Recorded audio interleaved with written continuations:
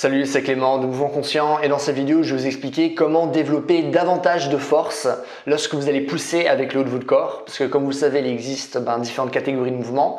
Généralement, on va au moins distinguer les mouvements où on va pousser, par exemple en faisant des pompes, et les mouvements où on va tirer, par exemple en faisant des tractions. Et du coup, là, dans cette vidéo, je vais vous présenter 4 étapes pour pouvoir mieux pousser avec le haut de votre corps. Alors le premier point que j'aimerais aborder, c'est déjà de vous faire comprendre les différentes distinctions qu'il peut y avoir justement lorsqu'on va pousser avec le haut de notre corps. Parce qu'on peut pousser avec les bras qui sont pliés, par exemple ce que je vais faire des pompes, mais on peut également pousser avec les bras qui sont tendus, par exemple ce que je vais faire des mouvements compliqués de gymnastique comme la planche. Et du coup, un bon entraînement de force, justement, pour être bien capable de pousser, c'est un entraînement qui va prendre en compte ces deux composantes. Mais généralement, la plupart des gens travaillent seulement une de ces deux composantes. Du coup, lorsque vous regardez les entraînements au niveau, par exemple chez les gymnastes, lorsque vous regardez, par exemple, le genre d'entraînement que je peux proposer à des clients, à chaque fois, du coup, il y a des mouvements de force. On va travailler en poussant avec les bras pliés, mais également avec les bras tendus. Et ce qui se passe, c'est qu'à force de travailler simplement avec un seul mode de travail, vous allez créer des déséquilibres. Et du coup, par exemple, des gens qui veulent maintenant, imaginons, apprendre à faire le poirier, ils vont pas réussir en le faisant avec les bras tendus. Ils vont toujours avoir les bras légèrement pliés. Ou ils vont se mettre à faire le front lever. Là aussi, qui est un mouvement qu'on fait, par exemple, parce qu'on a les bras tendus. Bon, là, c'est un mouvement de tirage. Mais là aussi, du coup, ces personnes vont avoir les bras qui sont pliés. Du coup, lorsque vous voulez réellement travailler la capacité de votre corps à pousser, vous devez à la fois travailler avec les bras pliés, mais également avec les bras tendus. C'est aussi intéressant dans la mesure où, pour briser des plateaux, imaginons, vous travaillez la planche et vous arrivez à un plateau, vous n'arrivez plus à progresser. Faire du travail de force dans le même genre d'amplitude, avec les mêmes angles, mais avec les bras pliés, ça peut vous permettre de sauter certains plateaux. De la même manière que lorsque vous avez un plateau avec les bras, avec des mouvements qui nécessitent d'avoir les bras qui sont pliés, de faire du travail avec les bras tendus, ça peut là aussi vous faire sauter certains plateaux. Raison pour laquelle c'est très important d'incorporer ces deux types d'exercices lors de vos entraînements. Voilà, du coup ça c'est le premier point. Le deuxième point que j'ai envie d'aborder, c'est l'importance d'avoir des omoplates qui sont fortes, vraiment que toute cette région scapulaire soit forte parce que cette région va intervenir dans absolument tous les mouvements que vous allez faire avec le haut de votre corps. Du coup, que ce soit dans une perspective de performance ou que ce soit dans une perspective de réduction des blessures, vous devez impérativement incorporer du travail scapulaire. Du coup, j'ai déjà fait des routines à ce sujet-là, je ne vais pas vous les remontrer là dans la vidéo. Néanmoins, c'est comme quelque chose que vous devez garder en tête.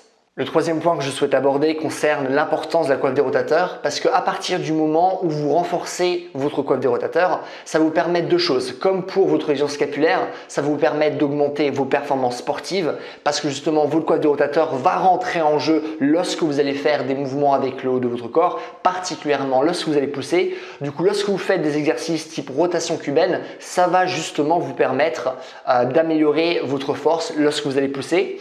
Et deuxièmement, là aussi ce qui va être intéressant, c'est que ça va vous permettre de réduire votre risque de blessure parce que d'une certaine manière, je dis bien entre guillemets, mais juste pour que vous puissiez avoir une idée, c'est comme si ça allait mieux visser votre épaule en fait, tout simplement. Et du coup, un des meilleurs exercices que vous pouvez faire, c'est les rotations cubaines. Il y a différents moyens d'effectuer cet exo.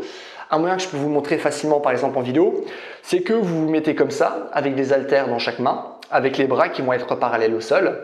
Et ce que vous allez faire, je vais vous montrer comme ça pour être dans le cadre, vous allez simplement faire ce mouvement-là. Du coup, commencez avec des poids qui vont être légers, parce que c'est comme une région assez petite qui se fatigue rapidement et que normalement vous n'avez pas l'habitude de travailler. Du coup, le but c'est simplement de faire ce mouvement-là. Par contre, on veut bien isoler l'épaule, c'est-à-dire qu'à aucun moment donné, on veut compenser en montant l'épaule, on veut compenser en montant le coude. Non, on veut vraiment garder une épaule qui est fixe, le coude qui est fixe, et on va simplement faire une rotation. Ok ? Et du coup, ça c'est vraiment du travail que vous devez mettre en place. Moi, j'ai mis en place après avoir vu un post d'Ido Portal là-dessus, Ido Portal qui est un coach en mouvement. Et du coup, à partir du moment où j'ai pu incorporer ce genre d'entraînement dans mes routines, j'ai vraiment vu que la force du haut de mon corps a grandement augmenté. Okay ? Du coup, ça c'est le troisième point. Le quatrième point que j'aimerais aborder, c'est un rappel par rapport à certaines vidéos que j'ai pu publier dans le passé, c'est l'importance de créer de la tension. Alors ça va être important dans les mouvements de force max, c'est-à-dire des mouvements où on ne va pas aller au-delà de 5 répétitions et où on va être au minimum, grosso modo, à 85% de votre max. Alors qu'est-ce que c'est le principe de tension? C'est que, imaginons si je fais un curl avec un stylo, et bien logiquement mon biceps ne va pas beaucoup se gonfler. Par contre, si maintenant je curl un haltère de 10 kg, et ben là mon biceps va beaucoup plus se gonfler. Pourquoi? Parce que en fonction de la résistance, mon corps, mon système nerveux va recruter davantage de fibres musculaires. C'est aussi quelque chose que je vous avais parlé lorsque je vous avais parlé du développement de l'explosivité et notamment grâce à la méthode Bulgare. Bref, mais du coup, plus la résistance va être grande, plus votre système nerveux va recruter de fibres musculaires. Mais qu'est-ce que c'est la résistance réellement? La résistance, c'est simplement une tension. C'est-à-dire que plus la tension va être grande, plus votre système nerveux va recruter des fibres musculaires. Ce qui veut également dire que plus la tension que je vais créer là maintenant va être grande, plus je vais recruter de fibres musculaires. Du coup, ce qu'il faut faire, c'est qu'activement, lorsque vous allez faire un mouvement, essayez de créer le plus de tension possible dans votre corps. Et du coup, plus vous allez créer de tension, plus vous allez être capable de générer de la force. Et en plus, il y a aussi un effet de contagion, entre guillemets. C'est-à-dire que si maintenant, vous essayez de serrer votre poing le plus fortement possible, vous allez voir qu'au début, vous allez juste serrer votre main. Mais au bout d'un moment, hop, ça va migrer vers le bas et votre avant-bras va également se contracter. Puis à force d'essayer de contracter le plus possible votre main, au bout d'un moment, votre biceps et votre triceps vont se contracter, puis l'épaule, et ainsi de suite, et ainsi de suite. Et du coup, plus finalement on va créer la tension à certaines régions de notre corps, et plus il y aura de la tension partout et du coup, par la suite, plus notre performance va augmenter, tout simplement. Et du coup, voilà les étapes que vous pouvez mettre en place pour développer votre force lorsque vous allez pousser avec le haut de votre corps.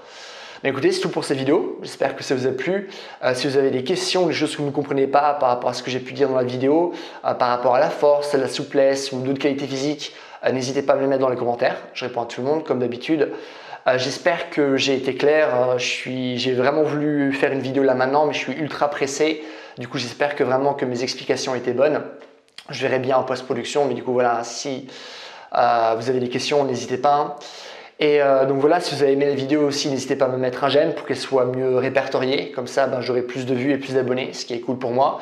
Si vous voulez un programme en ligne qui prend justement en compte ce genre de choses, comment vraiment développer notre force avec les bras pliés par exemple, avec les bras tendus, mais que ce soit être capable de pousser, de tirer, de lancer, de grimper, de passer en inversion, de rester en équilibre. Un programme où vraiment je parle de force, de souplesse, de coordination, de vitesse, d'endurance, de posture, de blessure, de mobilité, de mouvement de manière générale, et en plus où il y a un entraînement que vous pouvez suivre pendant 4 mois. N'hésitez pas à aller sur mon site, c'est le premier lien que vous allez trouver dans la description. Et donc voilà, passez une bonne journée, bye.